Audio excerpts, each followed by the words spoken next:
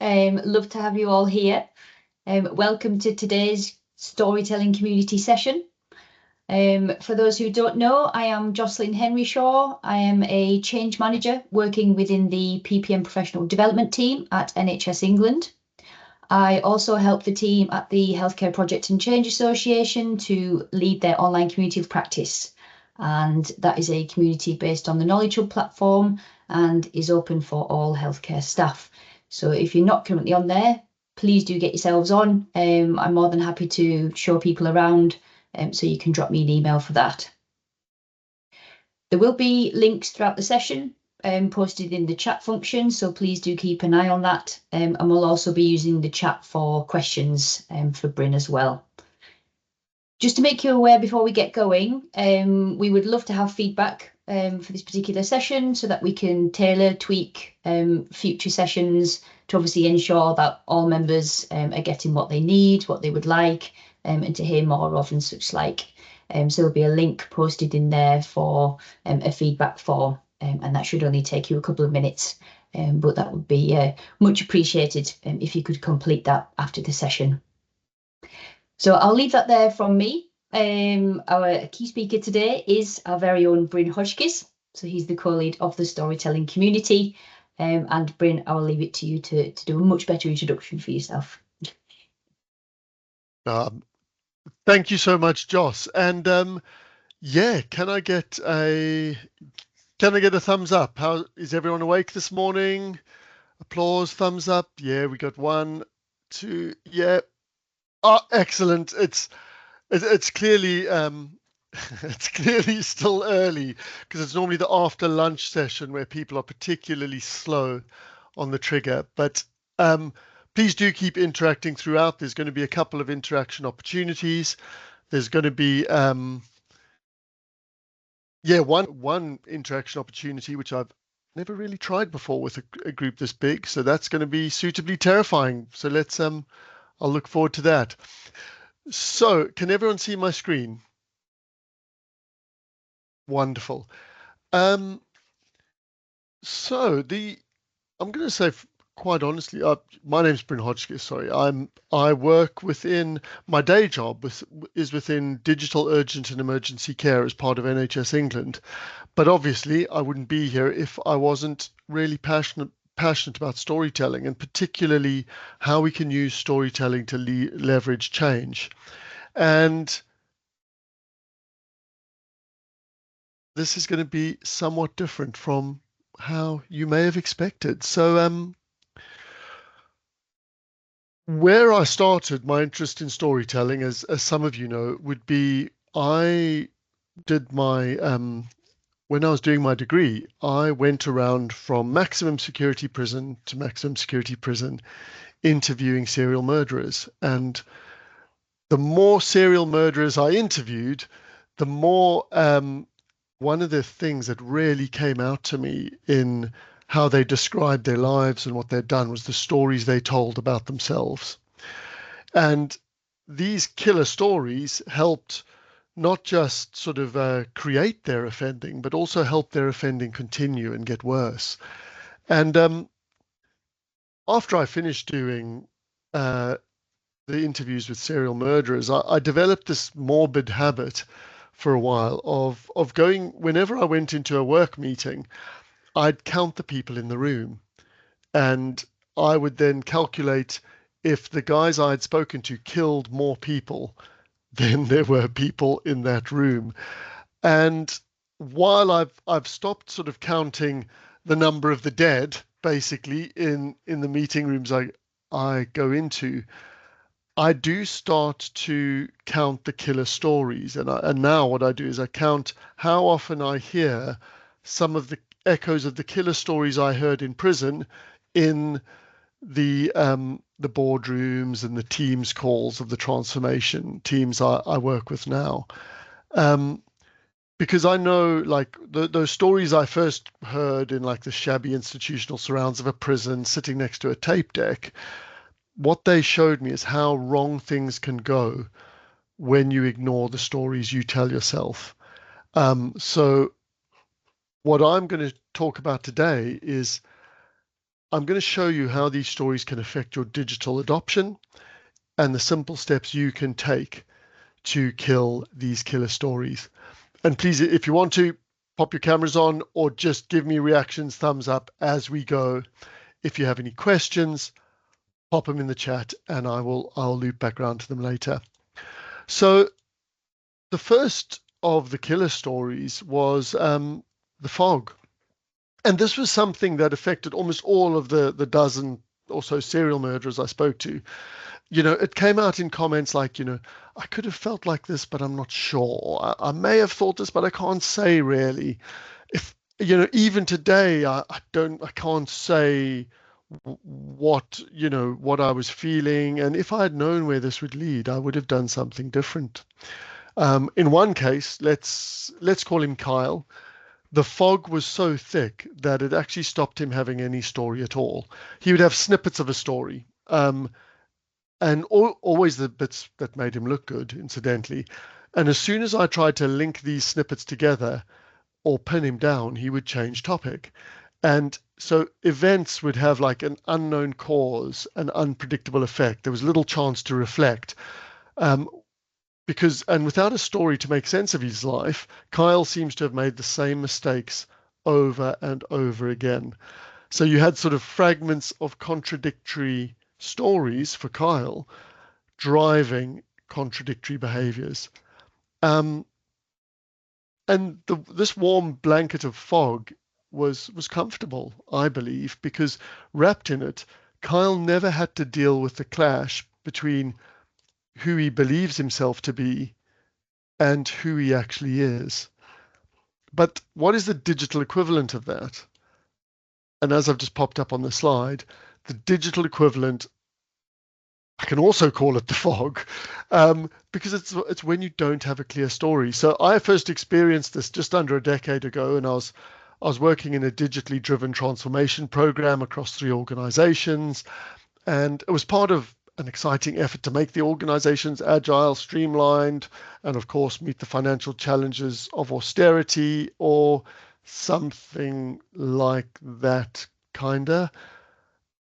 Because as I moved from meeting room to team to supplier, I started to get lost in a fog of stories. What was this about giving laptops to everyone? Was this making administration quicker to do? Was this about keeping police officers on the street? Was it about saving printing paper? Or was it supporting some greater, undefined, but no doubt very exciting vision? And because we kept switching between these narratives about what digital was here to do, we never could, or we never had to, address the negative stories about the change that were growing. Without a story, we made the same mistakes over and over again. And also, we couldn't really say exactly what we wanted the result of adoptions to be. So fragments of contradictory stories drove contradictory behaviors. And so we became like Kyle, so in the warm blanket of fog, we never really had to deal with the clash between what we were and what we believed ourselves to be. And that meant we were, to use the classic term, we were doomed to success. And which, of course, often leads to the opposite. This brings us to the second story. Now, the second story, best example is another serial murderer I'd call Sasunda. And Sasunda was friendly, non-confrontational. He sat really still in his chair. He was quiet, calm, spoke good English, softly but confidently. And he was very clear, though, that in one area of his life, he had no choice about his behavior. He said, if you made me angry, for me to make that anger go away, I have to get hold of you. I have to touch you, whether to hit you once or whatever, or you hit me. For that anger to go away, I have to do something to you. I must dominate to be the man. This is showing them who I am. And because he focused on just one story, he didn't see other ways to respond to the world and the challenges the world was throwing at him. Um, and the digital equivalent is that. Um, we are here to deliver one thing. And this is the image actually that popped up when I put digital into a free image search. And ironically, it's the cliche that digital teams complain about the most. But simultaneously, it is the go-to narrative for people who deliver digital improvement and technology. It's not as crude as saying, hey, I just give out the laptops. Obviously, it's more subtle. The most common version I've heard over the past 2 years working in a national digital team is we are not commissioned to consider benefits or adoption, or we deliver the technology, the system needs to implement it. And those words are often coupled with a highlight report showing how many new features have been delivered or how the production line for delivering things is completely on track. And that is digital teams. That is us showing them who we are. And this stance leads to the final killer story and how this killer story murders digital adoption. From here on in, I've hand sketched some of my ideas. So please don't be intimidated by the skill of my artwork. This is the third story, which is that of a victim narrative or a condemnation script. So one of the most prolific serial murderers I spoke to, he summarized this perfectly. He said, people just see the person who did these things. They don't see the things that got me there, that made me like this. They don't see what happened in the family, the influences in society. If you kick a dog, it'll run away. Every time you kick it, it'll run and hide somewhere, but then one day it'll turn around and bite you. And every time you see that dog, it will bite you. And this came up again and again in my interviews. And research here in the UK actually found that it's really a common pattern amongst active offenders. The idea that they are helpless victims of a cruel world. So it's not your fault, it's other people's fault. And unsurprisingly, they say, I'm a helpless victim of a cruel world. And the digital equivalent of this is they don't understand us. It's their fault that we fail. Now, I want you to pause and think for a moment. When last did you read a blog by a digital leader calling out the lack of digital knowledge in the rest of the NHS? Or a digital supplier lamenting how services are paid for? Or stating that the real reason that the potential for digital isn't realized is it's just everyone else out there, don't take advantage of all your hard work. Now, there's an element of truth in these laments, just as there's an element of truth in all the killer stories. But because, yes, people are cruelly mistreated by the world. Yes, there is a huge gap in the understanding of digital. But what I'm inviting you as digital leaders to think through is consider the impact that these stories may have on the people who hear them and the people and on your teams. Because these stories rob people of agency and they rob them of inspiration and they make the world seem like a hostile place. And that brings me to the first poll question, because I said there'd be opportunities for interaction, and it's coming at you now. I'd like to get an idea of those three stories, which of those are the ones you hear most often or you recognize most in your day job or in your interactions with other people?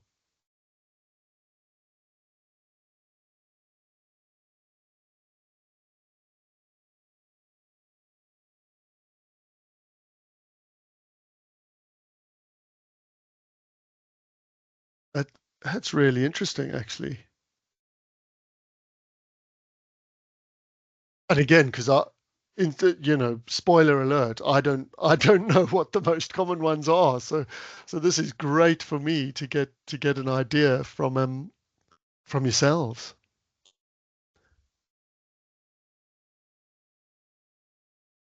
And can people see the poll results as you're voting?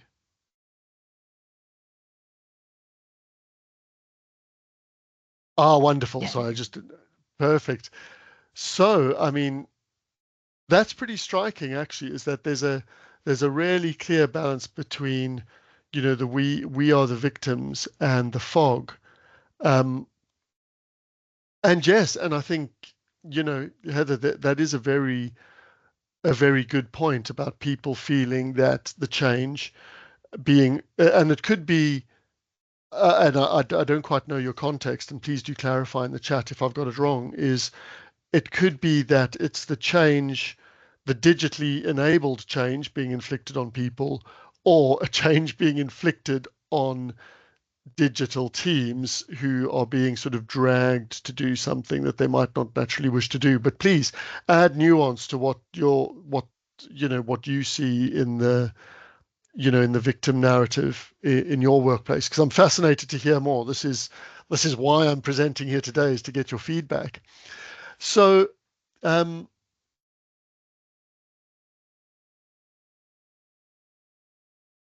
I very much like your what JSN Farnborough popped in the chat, and I'm going to make a note to myself to to check that out later. Um, so please keep popping your comments in the chat. It's gold for me. So now that we know, like, okay, here we've got so we know these killer stories aren't good. Um, they can feed into deeply negative behaviors. I'm not going to say by feeling victimized by a change process, anyone's going to go out and kill a bunch of people. Obviously, that's not what I'm saying. But what I am saying is, if, for example, if you feel like you are the victim of a change process, and if that's an unconscious narrative that that exactly that internal looped story that runs constantly in your head, um, and if that becomes part of how you interact, your behavior towards the change or towards your organization or towards your colleagues will inevitably suffer. You know, and it might just be, if you're lucky, it'll just be your mental health that suffers. If you're unlucky, it's your relationships that suffer. It's your behavior towards those around you that starts to change. And we need to be really careful, because victim narratives are incredibly powerful. For example, it's politicians use them all the time. And but if you as a leader are using it with your team to express and explain a change, or to motivate, then you're actually having the opposite effect. So what do we normally do about these narratives? So for example, Serena, how do we deal with people's fear of change, for example? So we here's a good example. We normally try to use facts. And a great example of the limitations to fact is the Harvard gun crime study. So uh, what researchers at Harvard University did was they separated people into two groups, and those people were people who strongly supported gun ownership and strongly opposed gun ownership. And each of those two groups were then given um, facts which proved the other group's stance. So, if you strongly supported guns, you were given facts that showed that more guns led to more violent crime. If you strongly opposed guns, you were shown that more guns led to less crime. And what they found, they measured people's views before and after, and guess what? Um, you know, you can put your answers in the chat, but it's kind of rhetorical. People's views didn't change. In fact, what they actually found was that people often, at the extreme, um, end of the spectrum actually were more embedded in their previously held views.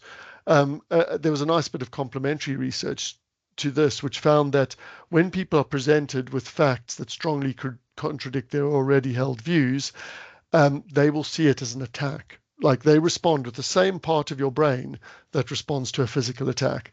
So we can't expect by presenting facts to people that they're automatically going to change their mind.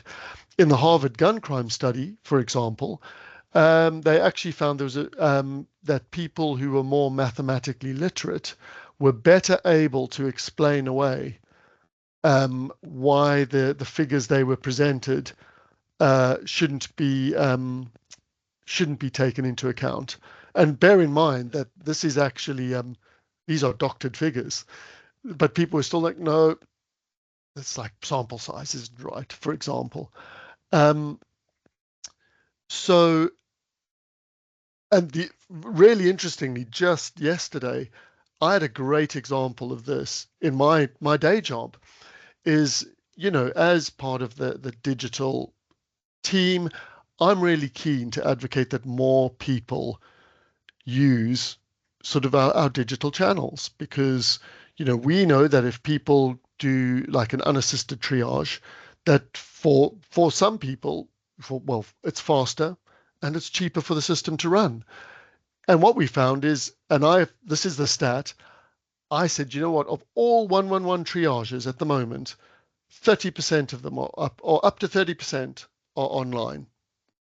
Um, and I had a colleague come back saying, well, actually, Bryn, I don't think really we should be encouraging people to use this channel, because the figure is only 28.3.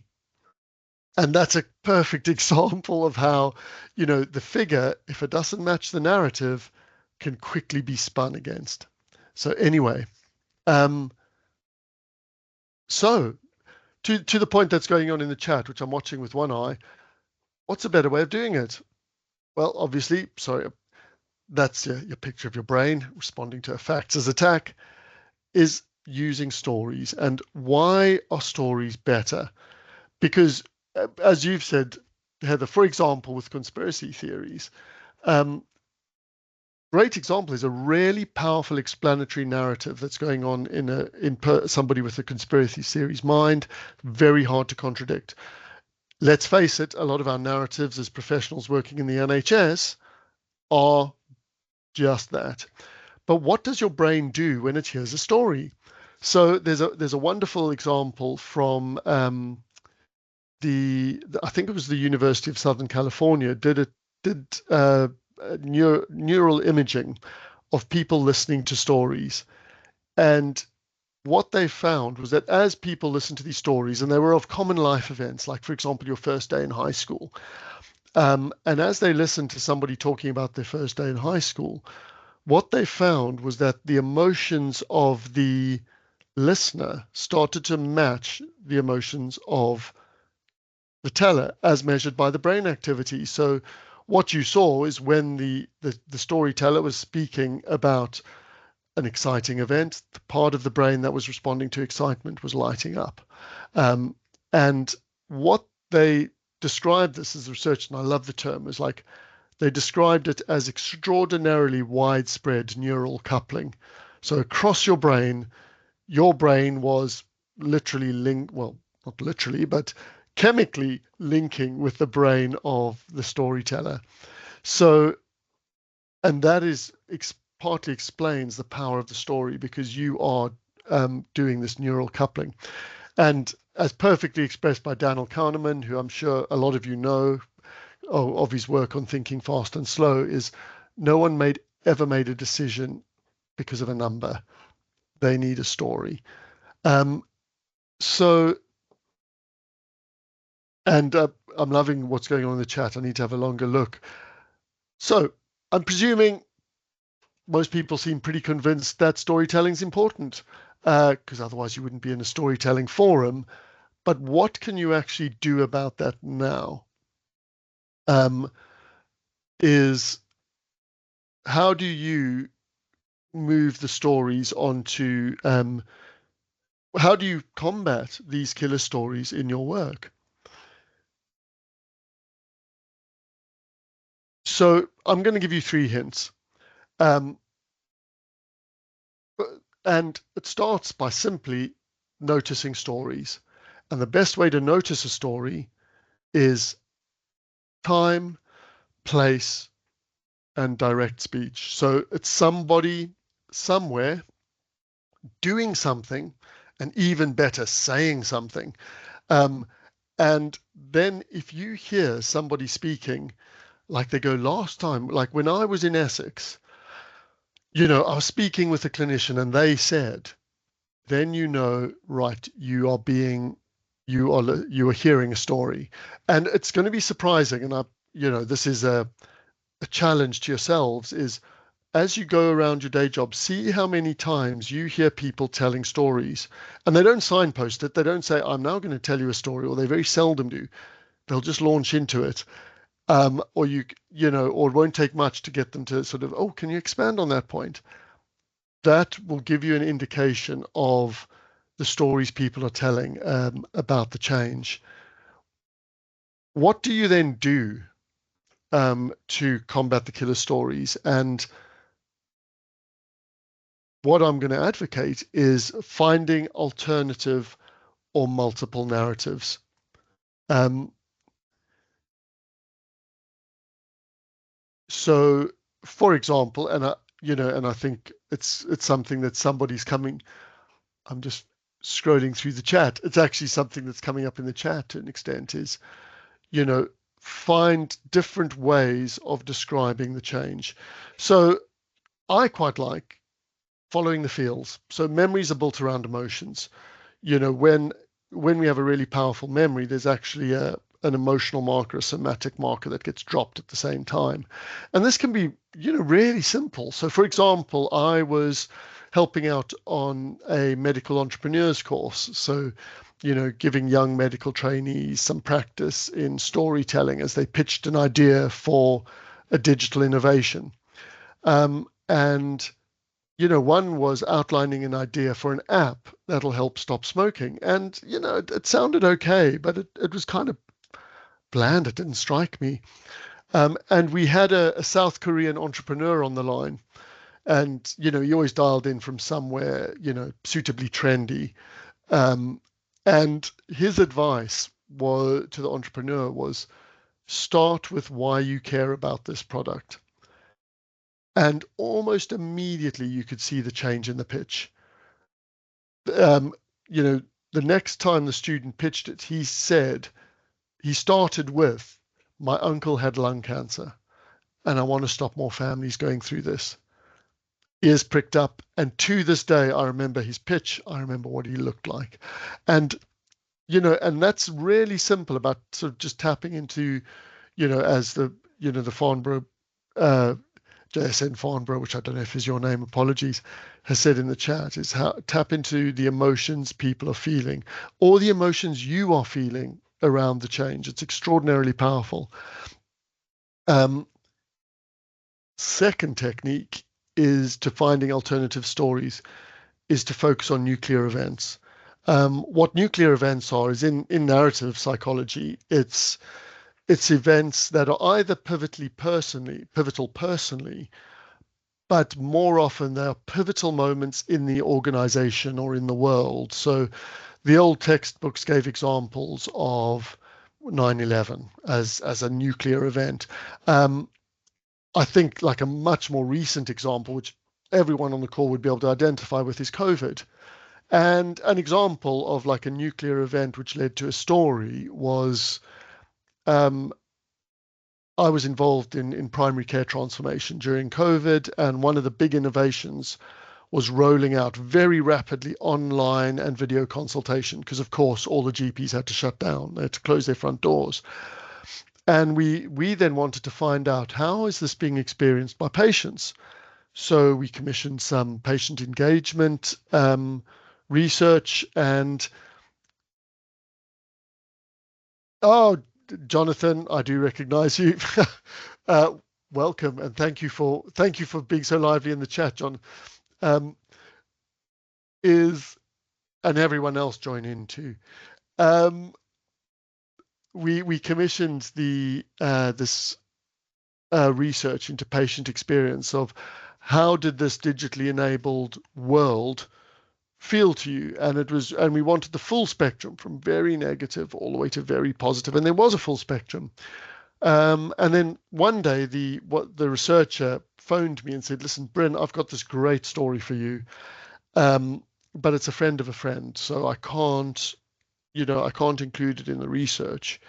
But what happened to this person was, the only way they had uh, to contact the outside world was a pay-as-you-go mobile phone, and they burnt through £60 on their pay-as-you-go mobile phone trying to get through to their GP.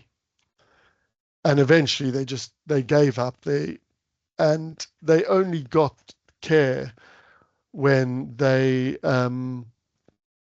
actually went to the pharmacy and burst into tears. And the pharmacist was like, no, wait there. I'm going to call the GP and I'm going to make sure you get an appointment. And when I used that story, what was really interesting is the conversation it provoked.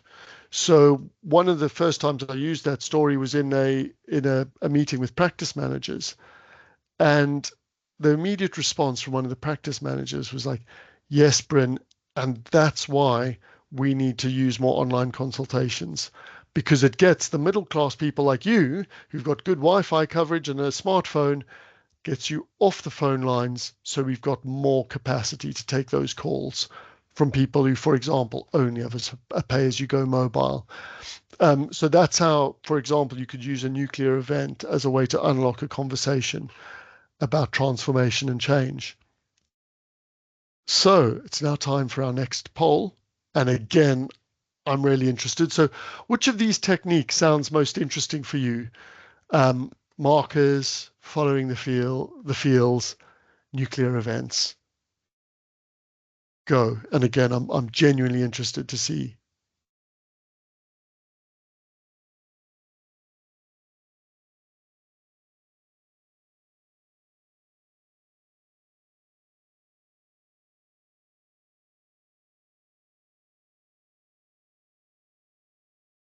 So that actually that's I'll let them keep coming in, but we've got a clear leader at the moment.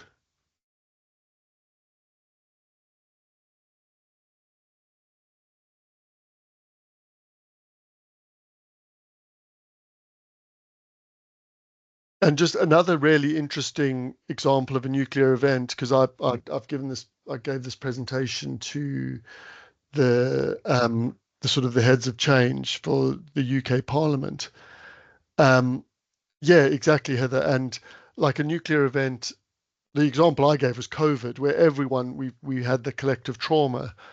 Um, an example that one of the attendees came up to me afterwards during coffee, and he said, a good example of a nuclear event in Parliament was the murder of, and forgive me, I've forgotten the MP's name. It wasn't Joe Cox. It was the gent that was stabbed to death while meeting a constituency.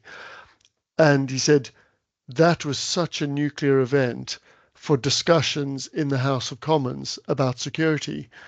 And he said you almost didn't have to say it. You just needed to give a nudge towards recent events, and people understood why, for example, they were now having a discussion with this guy whose job was head of security about security in the parliament and how do you care for yourself and your family. Similarly, like I think nuclear events at an organizational level, I know we've got lots of people from NHS England. The recent NHS England change is like the something that everyone has gone through. Um, so you do need to select those carefully to make sure that it does chime with the audience. So following the fields is coming out strong, closely followed by nuclear events. Again, excellent. So here's where we come to, I think,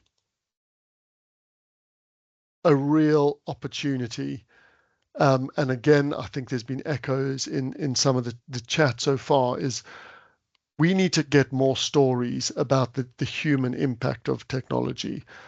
The narrative, moving the narrative from we are technology to consider elements like how a service is designed, what needs to happen to get the best from technology, what this change will mean in the experience of everyday people. And definitely, it would be great to move a lot of the strategic narratives around digital from condemnation to redemption. So, in a redemption, in a condemnation narrative, it's a downward slide. But and a redemption sequence describes the opposite, where it goes from a negative beginning to a positive ending. So, and more significantly, and this is, I'm going to come back to you in a moment for the last interactive bit, is it shows how people overcome their negative circumstances or their past mistakes to become better versions of themselves. And in a lot of research around offending, that sort of redemption narrative has been associated with an increased likelihood to not commit further crimes, for example. In a non-criminal or non-offending population, it's been associated with greater happiness and greater concern for the next generation and for sort of sustainable change. So this is my call to action, and this is what we're going to do in a moment, to think about how do we share some of these redemption stories. And this isn't just a story that says, gosh, isn't tech great? But it's more that shares a story of, we were in a bad spot with this tech thing, but this is how we turned it around, and this is how it made a real difference to people's lives. And by we, I mean not just ourselves who might be concerned more in digital, or ourselves who might be concerned with delivering a change, but it's more people beyond our immediate team. So it's the people who are working in our community to help us make this positive change. Because finding these redemption stories, those are the stories that can help, grip hearts and change minds. So I would like to give people a bit of time now to think about a redemption story. And to do that, I'm actually going to do a technique very briefly, which I have used before in storytelling workshops to help people discover a story about their past lives. So it draws on a technique within sort of narrative therapy around timeline therapy, but I'm going to do a little summarized version. It's not quite participatory, but it gives you a moment for quiet reflection. And I'm going to turn my camera off to do this, and you can of course keep your cameras off. And what I'd like you to do to start is, shut down the email, put down the pen, and just sit for a moment. And just feel the weight of your body on the chair, and the weight and your feet on the ground. And what I'd like you to do is take 3 deep breaths in through your nose and out through your mouth. And again, and again. And what I'd like you to think about now is imagine the timeline of your life spread out in front of you. It could be, running from left to right. It could be running in a straight line, with the future ahead of you and the past behind you. It could be in any order. And what you can do now is you can transport yourself to any point on the line. You can move easily, forward into imagining the future or backwards to any point in the past. And what I want you to do for a second is look back along your timeline and find the moment where you were part of a redemption narrative where something started bad, but with the help of other people, you turned it around. And I'm going to give you a few moments to find that moment or those multiple moments, and then to move along your timeline to that point. I'm going to give you a couple of minutes to do that.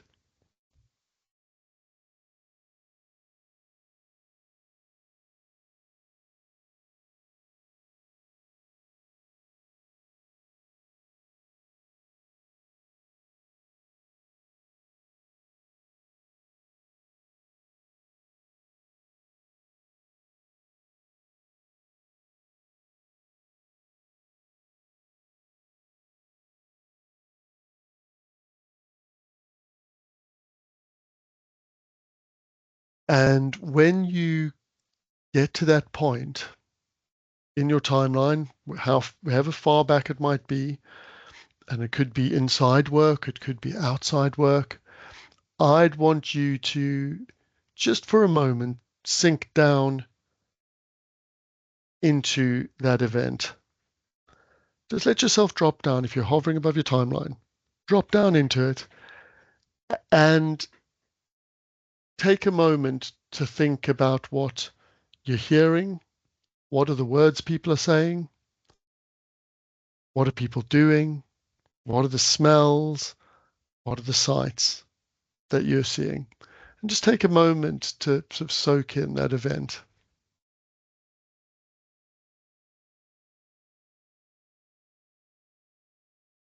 Think about how you felt in that moment, either when things were in a bad spot or when things were turned around and moved into a better place.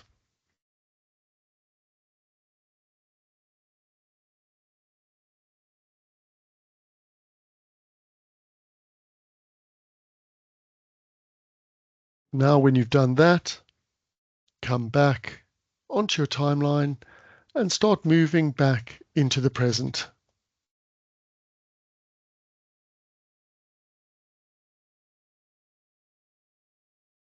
And when you arrive back and you can feel yourself back in the chair and back now in the present, sitting in front of your screen, what I'd like you to do is take another couple of minutes just to write down, for those people who really feel they had a strong story that they've captured or strong event, take a moment to just write down those key points you brought with you, the feelings, you know, the sequence of events in the plot, or what people were saying or doing in that moment.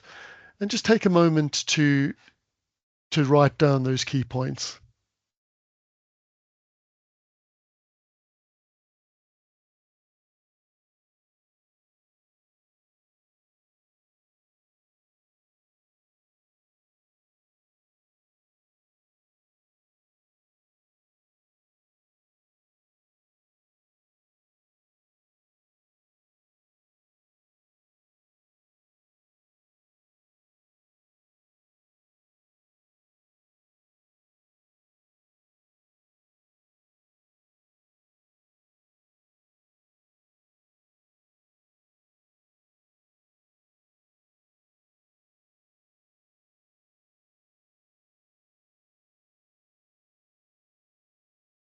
Right. And now's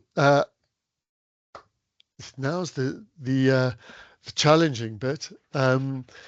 What I would love is that people who've done this exercise and who found it helpful, and it's okay if you didn't find it helpful at all, um, but for those who did do it and have come up with a story, what I would love is if you would pop your name in the chat, or if you want to, pop your name in the chat or message me, because what I want to start doing is collecting some of these redemption narratives.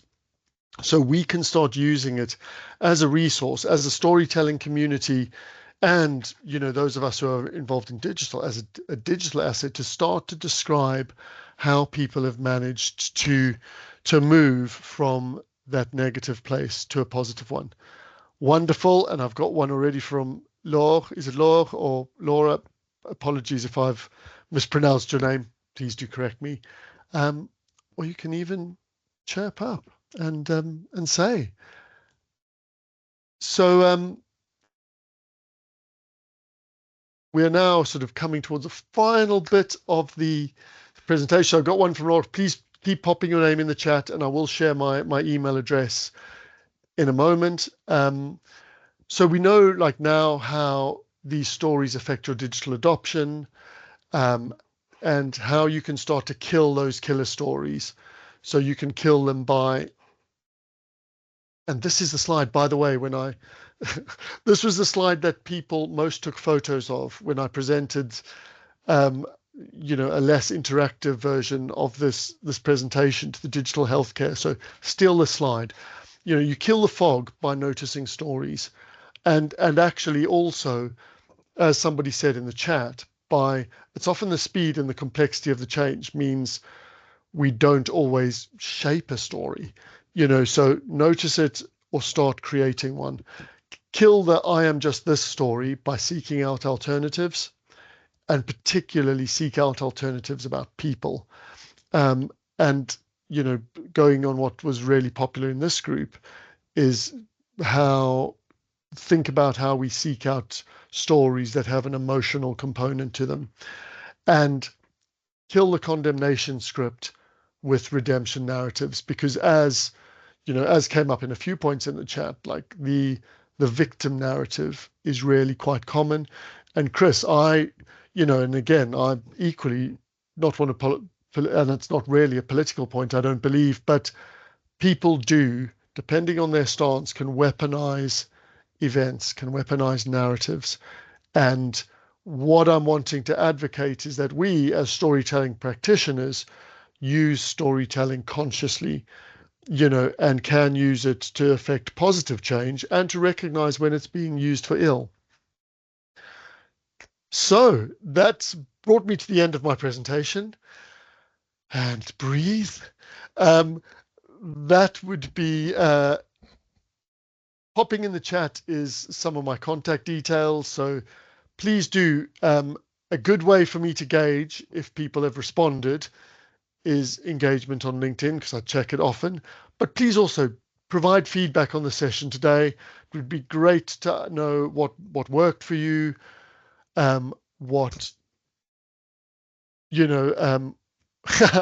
yeah, sorry, Jonathan, I did laugh, is frantically holding it down. I don't know. I'm going to need to get feedback on that.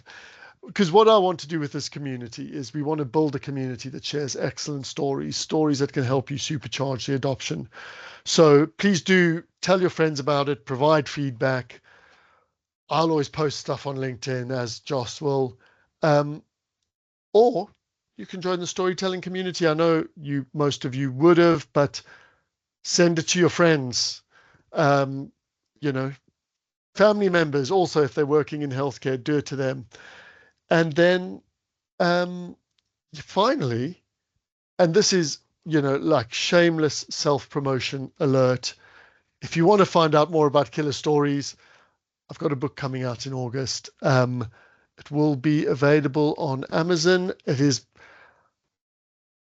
much more gruesome true crime stuff in there, but if that is your bag, please do buy it, because I'm going to keep plugging it shamelessly. So anyway, so thank you, everyone. That's everything from me. Wonderful. Joss, back to you, and back to any questions we might have time for. Thank you very much, Bryn. Love seeing loads of hand claps. Excellent presentation. Thank you. We do have time. If anybody does have any questions, feel free to pop your hand up. You can come in or drop them in the chat. I can see a link in there already to the HPCA website, in which there are some forthcoming dates for the next storytelling community sessions. So please do go on and have a look at those. As I mentioned, the online community practice beforehand, there's been some slight changes on there. So we're now, to make it simpler to navigate, should we say, and we're structured so it's one kind of overarching group. And within there will be folders in the library for the information that was recently stored or previously stored, should I say, in these specific interest groups. So please do go on there, take a look. It's an opportunity to kind of share best practice, ask questions to peers, collaborate and that sort of thing. So I love all the positive feedback that you're getting. We've had some great interaction today, so we've loved that. Next session we've got coming up, so the next storytelling community session is September, and that is how to use stories to catalyse change storytelling. It's a powerful communication. And then the following one is in November. So as I say, please do take a look. Any questions, I will add my email address into the chat, so you're more than welcome to get in touch. I haven't seen any specific questions come in, so you may got away with that, Bryn. But yeah. Yeah, wonderful. But if people have any questions that they think of, you can contact me personally. Yeah, or post it online. Super. And I can answer it publicly. Excellent. I'm looking forward to getting a link to your book, so we can purchase that. I think that'll be a great read. Maybe not just before bed, but hey, we'll see. Totally depends what helps you doze off. But yeah, probably not bedtime reading. And for those who don't like reading, there should also be an audio book. I said I wanted Samuel L. Jackson to voice the book, but my publishers said no. Not even Morgan Freeman. So darn. So it's somebody who's, you know, a much better voice artist than me. So lovely. That just leaves us to say a massive thank you to everybody for joining us. Hope you've enjoyed the session. You've got some key takeaways, and we'd love to see you again at a future session. Thank you.